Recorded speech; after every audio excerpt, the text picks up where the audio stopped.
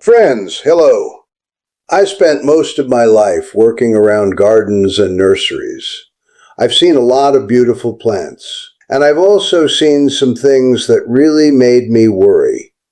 Today I want to talk with you about an important topic.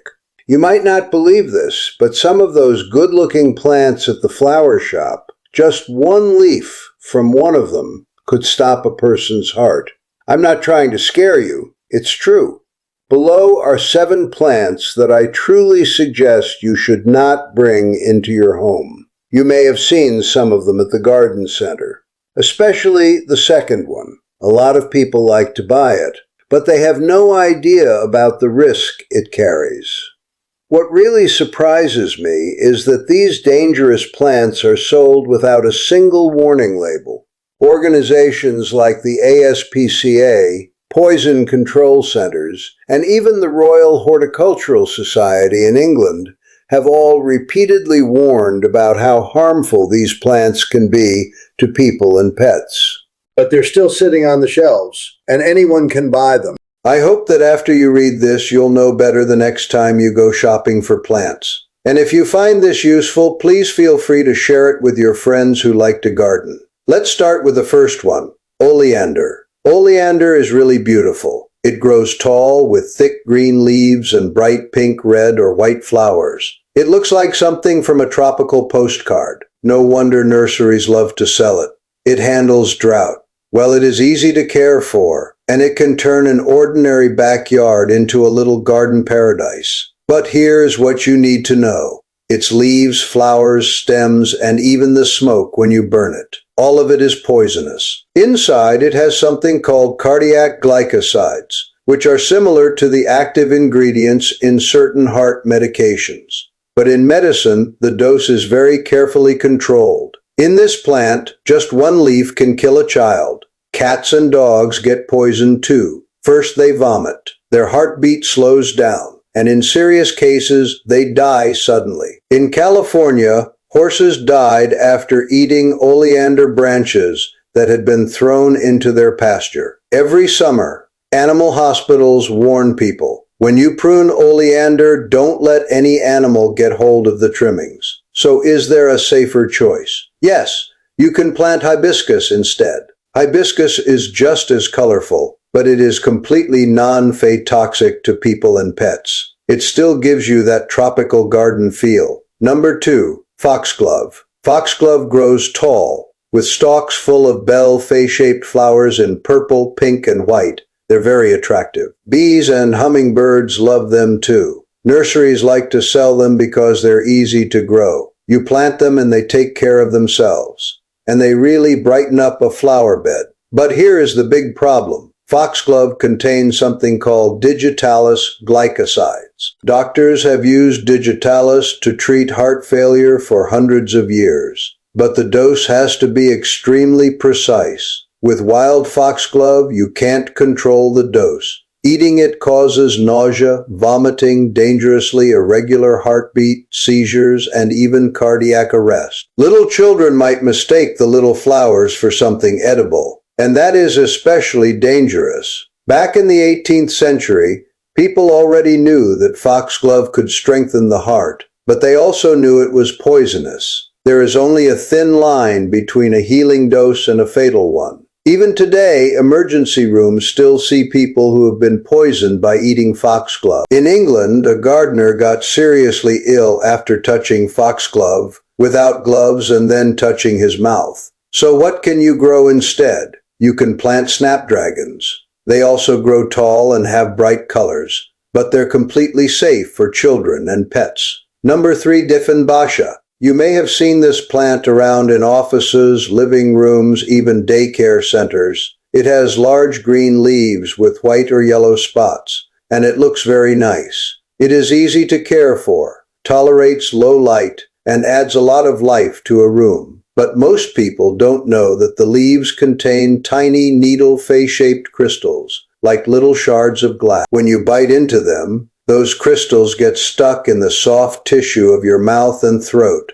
The result is a burning pain, and your lips and tongue swell up. In serious cases, the throat swells so much that you can't breathe or speak. That is why it is also called dumb cane, because the person who gets poisoned can't talk. This happens more often than you'd think. Poison control centers regularly get calls about little children who have chewed on the leaves or cats and dogs that have bitten into the stem. In severe cases, people have to be hospitalized so doctors can keep their airways open. Even if you just touch the sap with your bare hands and then rub your eyes will hurt. So what is a good substitute? You can grow parlor palm or Boston fern. They are just as easy to care for, just as green and lush, but completely non-toxic to people and pets. Number 4, Sago Palm. This plant looks like a miniature palm tree with dark green feathery leaves spreading outward. It has a very tropical feel. Nurseries like to sell it because it is easy to care for, looks unique, and looks good in a pot indoors or out in the yard. A lot of people use it as a decoration in their living room. But underneath that pretty look, there is danger. Every part of the plant is poisonous, especially the seeds. The seeds contain a toxin called psychocin, which damages the liver. For dogs and cats, even just one bite can cause vomiting, diarrhea, seizures, liver failure, and in many cases death. Veterinarians warn about this plant regularly because it is one of the leading causes of fatal pet poisoning in the United States. There are so many heartbreaking stories.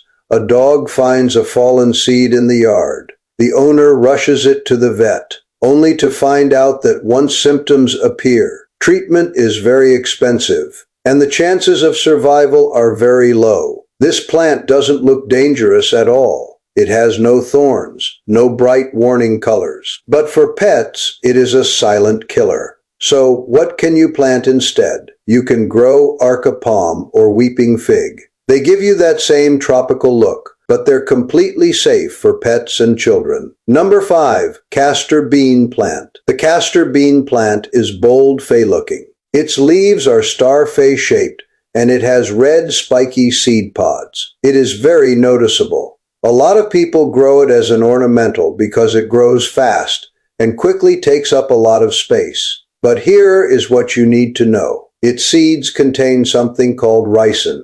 Yes, that poison you hear about in spy stories. Just 2 or 3 seeds. Pets are just as much at risk.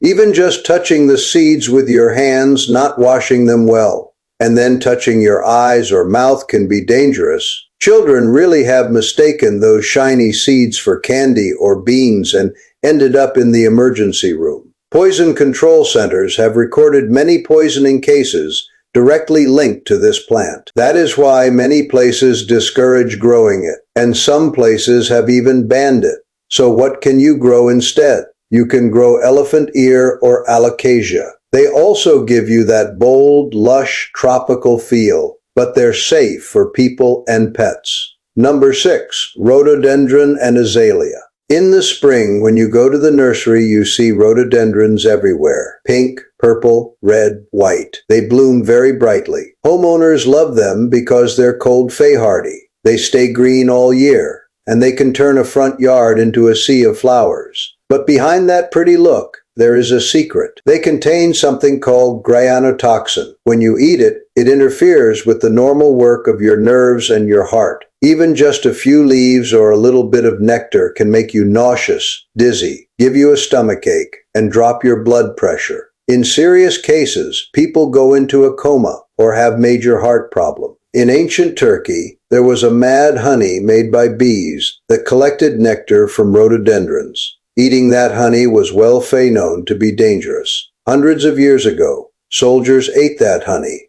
and ended up confused, vomiting, and paralyzed. Even today, poison control centers still get calls every year about dogs that have eaten rhododendron leaves. So what can you plant instead? You can plant camellia or viburnum. They also have green leaves and pretty flowers, but they're not poisonous. Your garden can still be lively and cheerful, but it won't put your pets or family at risk. Number 7.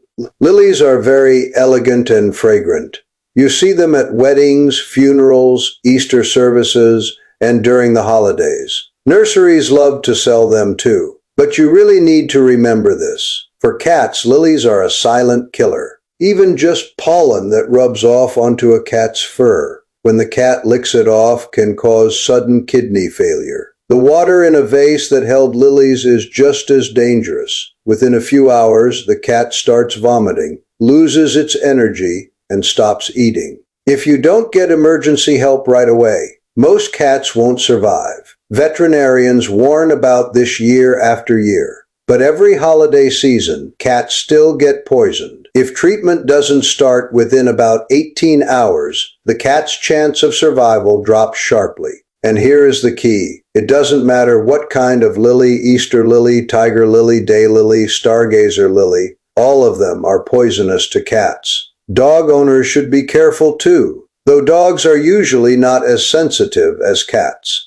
So what can you use instead? You can grow orchids or roses. They're safe for pets. Whether you put them in a vase or grow them in a pot, they're beautiful and elegant, and they won't put your furry little friends at risk. All right, we've covered the 7. Let me leave you with a few more thoughts. Plants can bring a lot of joy to our homes and gardens, but if you choose the wrong one, it can really cause big trouble. Now that you know these things, you can make safer choices when you buy plants. There are a few more plants that didn't make the main list, but they're worth knowing about. For example, hydrangeas. They have big, round flower heads and are very pretty. But the leaves and buds contain a compound that, when eaten, releases cyanide. Usually you'd have to eat a lot to cause serious harm, but if a child or a pet chews on them, there is still a risk. Then there is monkshood, also called aconite, or the queen of poisons. Its flower spikes look very noble, but don't touch it with your bare hands. Just touching it can cause tingling and numbness. Eating even a tiny amount has been known to be fatal for centuries. And then there is philodendron.